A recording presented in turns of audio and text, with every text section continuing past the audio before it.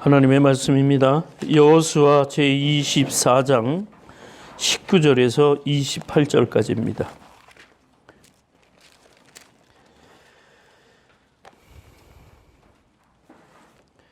(358페이지) 교독하시겠습니다. 여호수아가 백성에게 이르되 너희가 여호와를 능히 섬기지 못할 것은 그는 거룩하신 하나님이시여 질투하는 하나님이시니 너희 허물과 죄를 사하지 아니하실 것임이라. 만일 너희가 여호와를 버리고 이방 신을 섬기면 너에게 복을 내리시는 분으로 돌이켜 너에게 화를 내시고 너희를 멸하리라.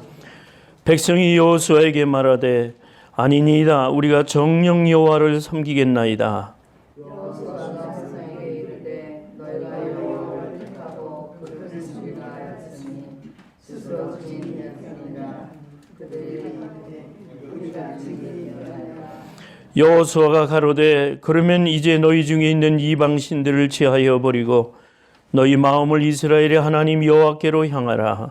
백성이 여호와에게 말하되 우리 하나님 여호와를 우리가 섬기고 그의 것을 우리가 정정하리라 한지라. 그날에 여호수아가 세겜에서 백성으로 더불어 언약을 세우고 그들을 위하여 율례와 법도를 베풀었더라.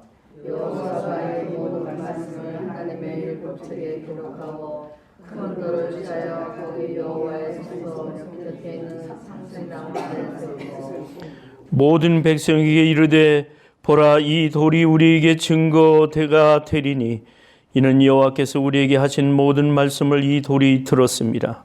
그런즉 너희로 너희 하나님을 배반치 않게 하도록 이 돌이 증거가 되리라 하고 백성을 보내어 각기 기업으로 돌아가게 하였더라. 아멘. 나 스스로 증인이 된다. 이 말은 참 성경을 제가 읽다가 딱 눈에 띄는 말씀이었기 때문에 제가 이 말씀을 제목으로 삼았고 또 한 주일 동안 이 말씀을 통해 묵상을 깊이 나름대로 해보았습니다. 증인이 된다는 것은 사실을 있는 대로 그것을 가지고 있는 자가 증인이에요. 그래서 이 미국 땅에 살면서도 우리가 이 증인이라 하는 것은 반드시 어느 장소 어떤 순간에라도 있게 마련이기 때문에 이 법치 국가에서는 이 증인들이 상당히 중요한 역할을 많이 하고 또 권위를 갖고 있습니다. 잘못 증거함으로 인하여 많은 사람에게 피해를 주는 거거든요. 그래서 위증이라는 죄는 아마 사람 사이에서 가장 큰 죄 중에 하나가 아닐까 이렇게 생각합니다. 뭐 살인이 다른 게 살인이 아니겠어요. 거짓으로 증인을 선다고 하는 건 그거는 일평생을 어렵게 만드는 일이에요. 그건 하나님이 반드시 심판하시고 반드시 그의 값을 치러주신다는 것이 이제 우리가 신명기서를 읽어보아도 그렇고 하나님의 법치에서는 있을 수 없는 일이에요. 저는 마태복음 24장을 연구를 하면서 세상이 이렇게 험하고 힘들어질 때에 사람들이 미혹을 받고 사람들이 사랑이 자꾸 마음에서 떠나니까 쉽게 생각하고 두려움이 없어지고 그러니까 사랑이 식으니까 마태복음 24장 12절 보니까 불법이 성함으로 사람들의 사랑이 식어가는 거예요. 이런 시대에 우리가 살고 있는데 우리가 구약의 여호수아의 일생을 한번 들여다보면서 마음을 가다듬고 주님이 주관하신 이 세상에서 우리가 어떻게 살아가야 할 것인가를 다시 한번 생각해보고 마음을 가다듬는 시간으로 이 시간 나누었으면 합니다. 여호수아는 원래 신명기 1장 8절에 보니까 약속한 땅을 내가 내게 주리라 이렇게 말씀하셨는데 거슬러 올라가면은 인류의 구속사로 시작되는 창세기 12장 1절에서 9절까지 보면은 아브라함이 하나님의 명령을 받고 자기 아내 사라와 롯을 데리고 하란 땅을 재산을 정리하고 종들과 함께 그 땅을 하나님이 떠나라고 하시는 명령을 두고 떠나게 됩니다. 떠날 때 어디를 거치게 되냐면 가나안 땅을 들어가게 돼요. 가나안 땅을 들어가서 이제 하나님 앞에 서게 되는데 하나님이 그때 약속을 주시는 거예요.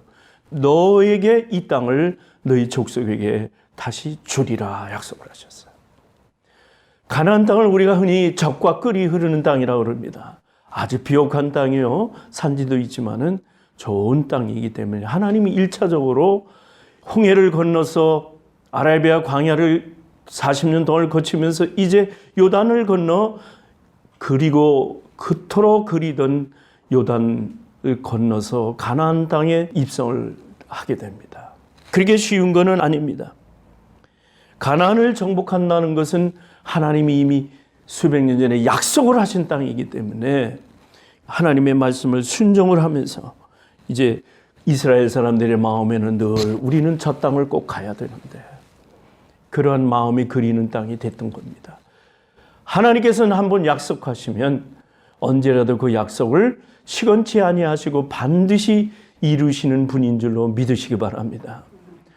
여러분 개인이 하나님 앞에 비전을 가지시고 하나님 앞에 여러분이 뜻을 두셨고 하나님이 여러분에게 그러한 것을 또한 주셨다면 우리는 믿음이라는 행위를 통해서 그것을 간직해야 할 필요가 있습니다.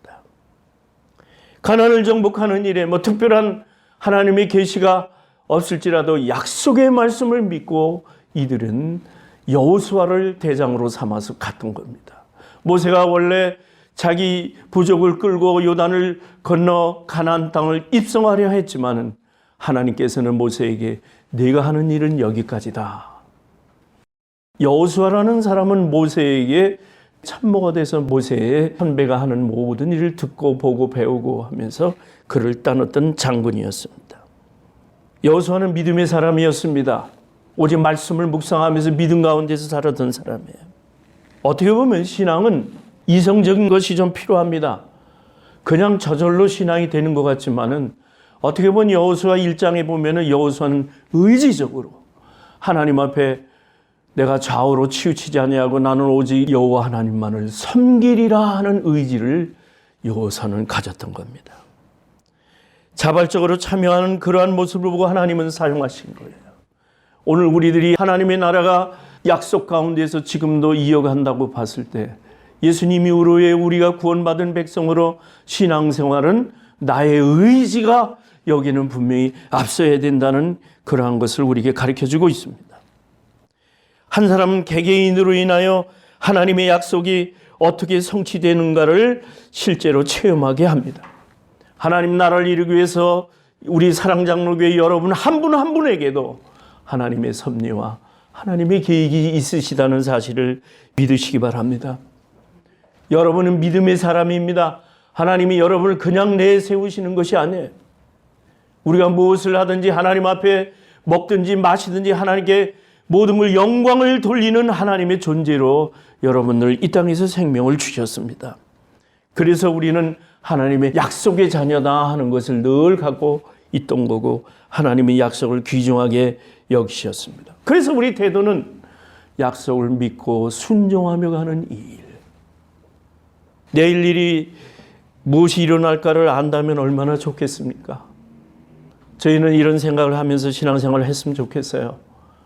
이 땅에 지구상에 종말이 올지라도 오늘 사과나무를 하나 심는다고 하는 그런 마음으로 산다면 여러분은 긍정적인 삶으로 주께서 축복해 주실 걸로 믿습니다. 긍정적으로 삽시다. 여호수아는 바로 그런 사람이었어요. 여호수아 1장 이후에 우리 잠시 여호수아가 한 일을 한번 살펴보겠습니다. 첫째는 여호수아는 정탐꾼을 파송하게 됩니다. 정탐꾼을 파송하는데 기다린 사람이 하나 있습니다. 그 사람은 신분이 천한 사람이요 사회에서 냉대를 받을 수 있는 기생이었습니다. 그 이름을 라합이라고 합니다. 여리고 땅에 있는 사람들은 이스라엘 사람들의 소문을 듣고 간담이 선을 해줬다 이렇게 표현했거든요. 그래서 기생 라합은 생각합니다. 나와 내 가족은 언젠가는 그 이스라엘 사람들에게 여길 정복당할 때 구출받았으면 하는 그런 소원이 있었습니다. 정탐꾼이 온 것을 여리고의 왕이 알았어요.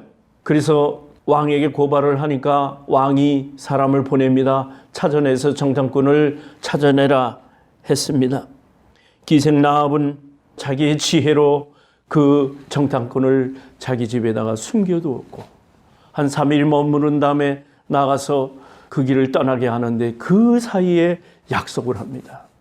당신네들이 이 땅에 다시 돌아올 때 나와 내 가정을 지켜달라고 약속을 해달라고 했습니다. 그러면 네가 있는 집에 붉은 줄을 내려 드리오라.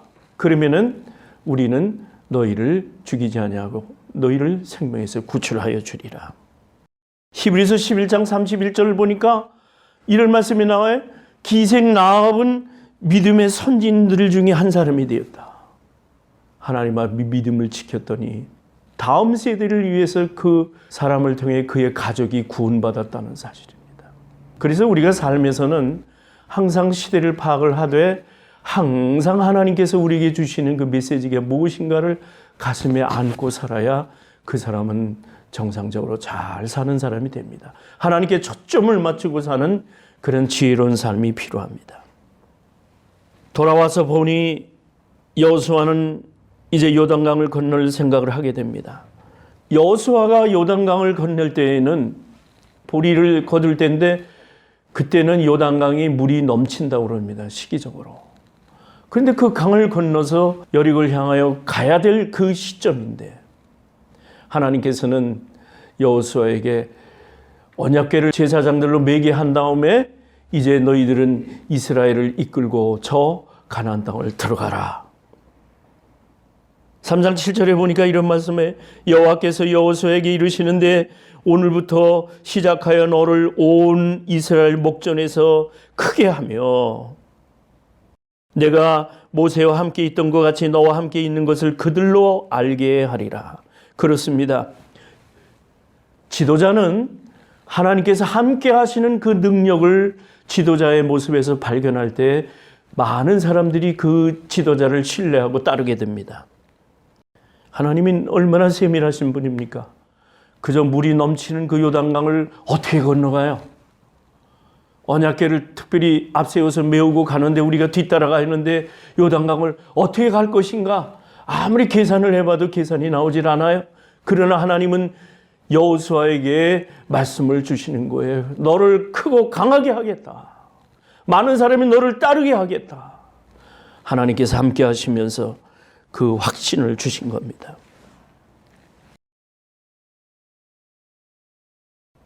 언약궤를 맨 제사장들이 여호수아를 따라 강에 첫 발을 내디디었을 때 요단강은 말랐다고 그랬습니다. 마치 홍해가 말라서 이스라엘 백성이 건넜던 것처럼 요단의 첫 발을 내디디었을 때 그 요단강 물이 말랐다고 그랬습니다. 그래서 무사히 다 건너갔습니다. 하나님이 이 가나안 땅을 주겠다고 하는 약속이 실현되는 그 시점에서 도저히 하나님의 위대하심을 그냥 넘어갈 수 없다고 하는 여호수아의 믿음이 생겼습니다. 여호수아는 그 증거로 언약궤를 메었던 그곳에서 요단강에서 12개의 돌을 12지파대로 취하여 그거를 여호와의 손이 능력이 있으신 것을 알게 하면서 영원토록 하나님을 경외하자는 의미로 12돌을 취해 돌을 세워놓게 됩니다. 증거로 세우게 됩니다. 그런 다음에 들어가서 하나님의 율례와 법대대로 할 일을 받게 합니다. 하나님과의 관계 속에 있었기 때문에 유월절을 잘 지키게 하는 이스라엘의 법도대로 여호수아는 순종하면서 지도자로 안내하게 됩니다. 그런 다음에 하나님의 목적이 뭐였습니까? 가나안에 들어가 7족속을 몰아내고 전투에서 승리하게 한 다음에 이제 젊었을 때 모세로부터 배운 전술을 익힌 그 장군으로서 가나안의 7족속을 몰아내는 그러한 일들을 한 다음에 하나님의 약속대로 이스라엘에게 가나안 땅을 12곳에 분배를 하게 됩니다. 가나안 땅을 분배를 해서 이스라엘로 정착하게 한 다음에 율법을 지키게 한 다음에 신실한 여호수아에게 하나님은 그 신실함을 나타내신 겁니다. 여호수아는 그런 각오를 하여 14절 보니까 여호와를 경외하며 성실과 진정으로 그를 섬겼다. 성실과 진정으로 섬겼다. 오직 나와 내 집은 여호와를 섬기겠노라. 우리가 성실과 진정으로 섬기는 그러한 믿음의 대표적인 사람이 엘리야라는 사람이 있죠. 엘리야는 아합 왕과 이제 450명의 바알 선지를 섬기는 그 선지자들과 이제는 전투를 하게 됩니다. 영적인 전투를 하게 됩니다. 송아지를 각기 불에다 걸어놓고 이제 하늘에서 불이 내리기를 기도합니다. 아합을 따르는 450명의 선지자들이 엘리야를 무시해서 똑같은 산에서 이제는 영적인 전투를 벌였을 때 하나님께서는 엘리야의 기도를 들어서 모든 걸 다 태워 그곳에 아합을 통한 하나님의 승리를 증거하셨던 겁니다. 엘리야는 확실하지 아니한 장래를 하나님을 믿음으로 이러한 일들을 큰 일을 해내었습니다. 마찬가지로 여호수아도 장래를 알 바를 모르고 그는 믿음대로 오직 순종하며 나아갔습니다. 성실과 진정으로 섬겼다고 했습니다. 하나님이 제일 싫어하시는 것은 어느 때나 지금이나 그제나 마찬가지입니다. 하나님이 제일 싫어하시는 것은 하나님을 제해버리고 이방신을 섬기는 것을 제일 싫어하십니다.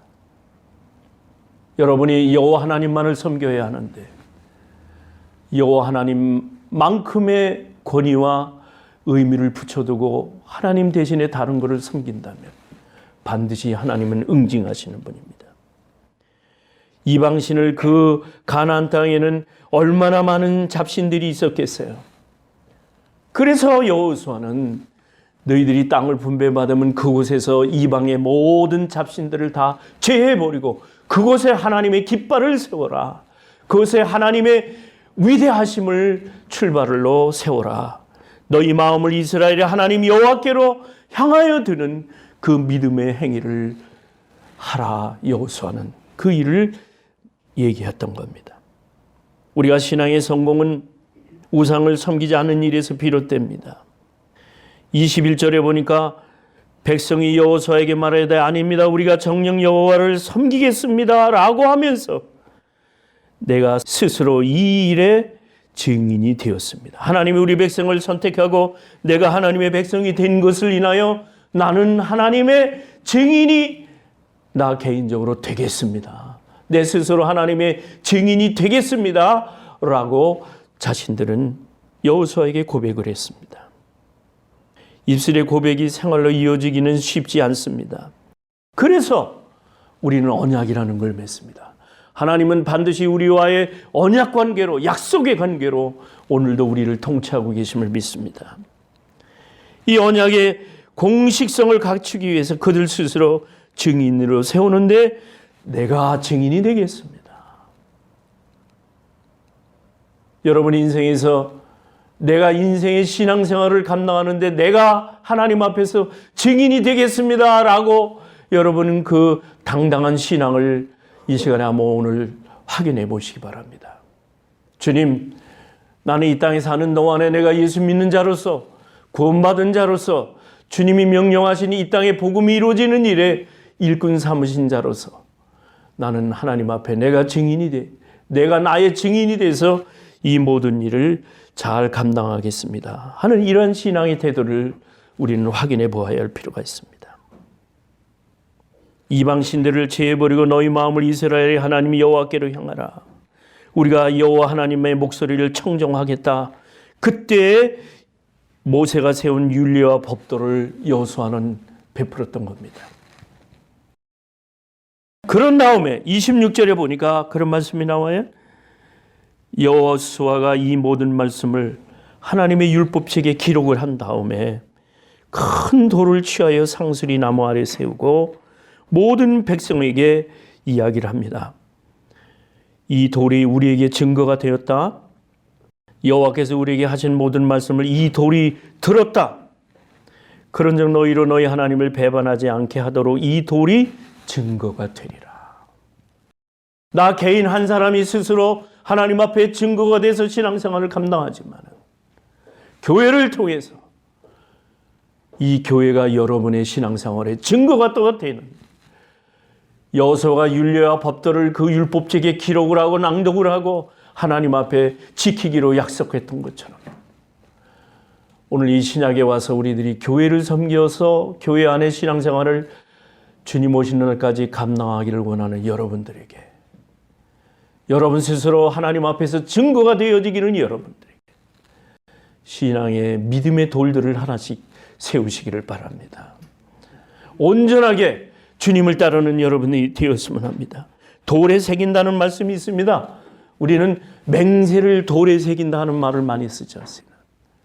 아마도 여기서 나온 말이 아닐까 생각합니다. 어쩌면 여호수아가 12돌을 취하다가도 놓았지만은 내가 오직 여호와 하나님만을 섬기겠노라. 율례와 법대를 세우고 마음판에 새겼다는 그런 뜻으로 해석했으면 좋겠습니다. 이 돌이 우리의 증거가 된다. 이 돌이 우리의 맹세를 들었다. 그런 얘기입니다. 제가 좋아하는 시 중에 유치한 시라고 하는 시인이 있습니다.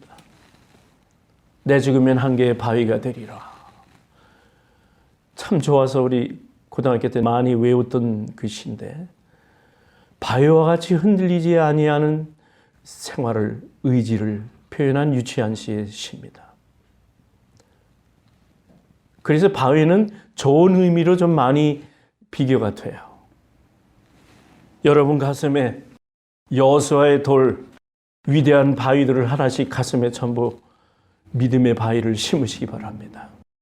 굳은 의지와 신앙으로 여호수아가 이렇게 성실과 일평생을 신실함으로 하나님 앞에 드린 것처럼 이제 우리들도 우리의 신앙생활이 이런 신심으로 남은 인생을 가져야 될 줄로 믿습니다. 거기 보니까 31절에 말씀이 눈에 들어옵니다. 이스라엘이 여호수아의 사는 날 동안과 여호수아 뒤에 생존한 장로들 곧 여호와께서 이스라엘을 위하여 행하신 모든 일을 아는 자의 사는 날 동안 여호와를 섬겼더라. 여호수아가 죽은 다음에는 이제 사사들이 자기의 옳은 판단으로 인하여 이스라엘 역사를 꾸며가거든요. 그럼 이스라엘의 역사서 중에는 여호수아가 거의 첫 번째에 나온다고 볼 수가 있는데, 이 여호수아가 당대에 사는 날 동안은 그 장로들과 신실한 장로들이 여호수아의 영향을 받아서 신앙생활들을 신실하게 했다는 결과가 나오고 있습니다. 이스라엘을 위하여 행하신 모든 일을 아는 여호와 하나님의 그 뜻대로 인생들이 사는 날 동안에 여호수아에게 영향권을 받은 장로님들과 그 아래 사사 모든 백성들이 그들이 사는 날 동안은 여호와 하나님을 신실하게 여호수아를 본받아서 섬겼다고 하는 증거를 우리에게 교훈으로 주고 있습니다. 그런데 후의 역사가 이렇게 보면은 이런 표현을 합니다. 거기에 여호수아가 죽어서 어디에 묻혀 있느냐면은 에브라임 산지 가하스산이라, 가하스산 북쪽이었다. 이렇게 여호수아가 장사되는 지역이 거긴데 우리 그리스도의 죽음하고 같다고 볼 수가 있습니다. 어떻게 보면 여호수아는 예수 그리스도를 표징한 증거라고 할 수가 있는데, 여호수아의 죽음을 후의 사람들이 애도하지 않았기 때문에, 여기 애도했다는 말이 없거든요. 슬퍼하지 않았기 때문에, 마치 예수님이 십자가에 돌아가신 후에 멀찍이들 제자들은 다 도망가고 멀찍이서 봐서 전체적인 애도가 없었은 것 같이 애도가 없었기 때문에 후에 이 산이 지진이 나서 진동을 했다는 그런 역사가들의 얘기가 있습니다. 저는 이것을 보면서 생각해 볼 때 위대한 사람들은 좀 외로운 일생을 갖는 것 같아요. 어찌하여 이 사람이 자기의 하나님의 종으로서, 하나님의 지도자로서 신실하게 이스라엘 백성들의 앞날을 위해서 이가 수고했음에도 어쩌면 여호수아가 죽었는데 애도하는 백성들이 없었느냐. 오늘도 마찬가지인 것 같아요. 위대한 사람들 뒤에는 그저 슬픔이 혼자 스스로 증거가 되고 스스로 속으로 곰삭여야 되는 이러한 세상의 인심 같아요. 어쩌면 여호수아가 묻혔던 그 가하스산이 예루살렘에서 멀지 않은데 거기서 산이 진동했다는, 지진이 났다는 후에 사가들이 이 내용을 적은 것을 봅니다. 아무튼 오늘 우리의 신앙의 여호수아를 본받아서 여러분의 일생이 스스로 하나님 앞에 증거의 삶을 사시는 일평생이 되시기를 주의 이름으로 축원합니다.